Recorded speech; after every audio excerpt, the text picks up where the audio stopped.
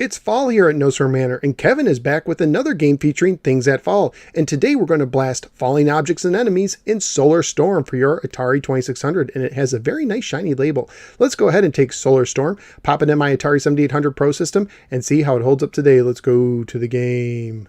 Solar Storm was published by Imagic and carries a copyright year of 1983. It was programmed by Dennis Coble, who also programmed Atlantis for the 2600, which I reviewed in episode 283.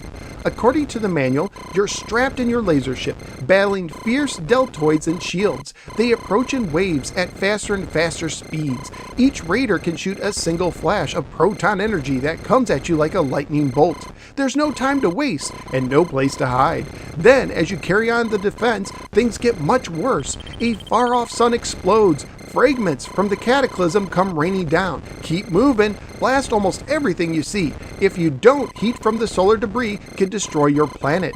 If you prevail, you can move out to the edge of space and attack your foes. Sweet revenge. Solar Storm is an action game that uses the paddle controllers for 1 or 2 players alternating, and has one standard mode of difficulty. You use the paddle to move your laser ship on the bottom of the screen and press a button to fire a single shot. The goal of the game is to shoot all the falling objects, preventing them from hitting your planet below so that it won't overheat and explode. Objects come in waves, and some of them can fire single shots at you on the way down.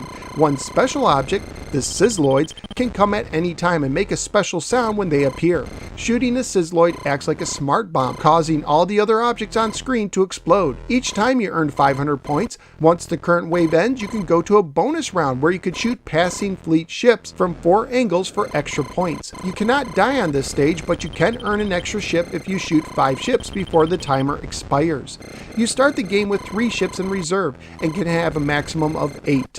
You lose the game by either losing all of your lives or if enough objects hit your planet, causing it to overheat and explode. On the side are heat indicator bars that rise as more stuff hits the surface. When they blink, the next hit can end your game, no matter how many lives you have left.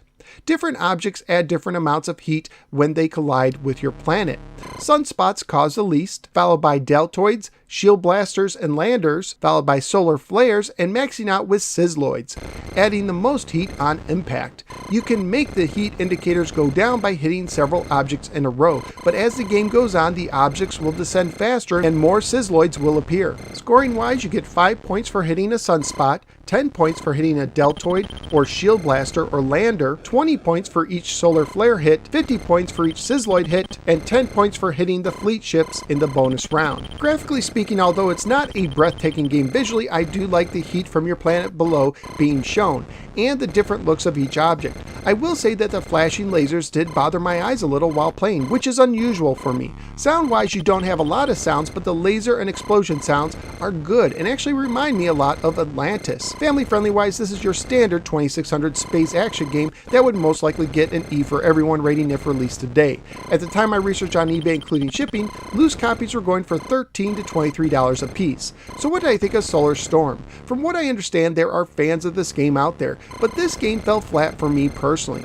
I like the graphics, the sounds, and the inclusion of a second screen bonus round, but I had a few problems that kept me from really enjoying the game. The laser flashes did bother my eyes at times, as I said, and I found it hard to aim on the bonus round. The game also increases the difficulty way too quickly for my taste, and having to repeatedly mash the button on the paddle controller was uncomfortable, so having a rapid fire option would have been really nice. I also wonder if the game would have been more enjoyable for me if it was slowed down a bit and it used the joystick instead of the paddles. So in the end, this game ended up being one of my least favorite paddle games on the system. So where am I going to rank Solar Storm? Somewhere around the 100 position. I do like Taz a little more at 104, but I will put Solar Storm over Fishing Derby at 105. So out of the 141 games I've now ranked on the 2600, Solar Storm is falling into the 105 position.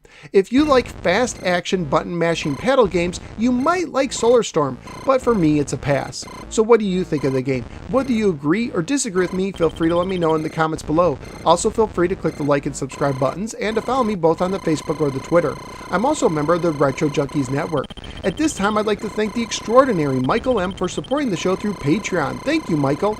If you appreciate the work I do, please consider joining the League of Extraordinary Patreon Supporters by signing up at patreon.com/NoSorGamer. Thank you for giving me a little part of your day, and I look forward to seeing you next time on the next episode of the No Swear Gamer. Take care, and if you'll excuse me, I think I'll go play some Circus Atari now.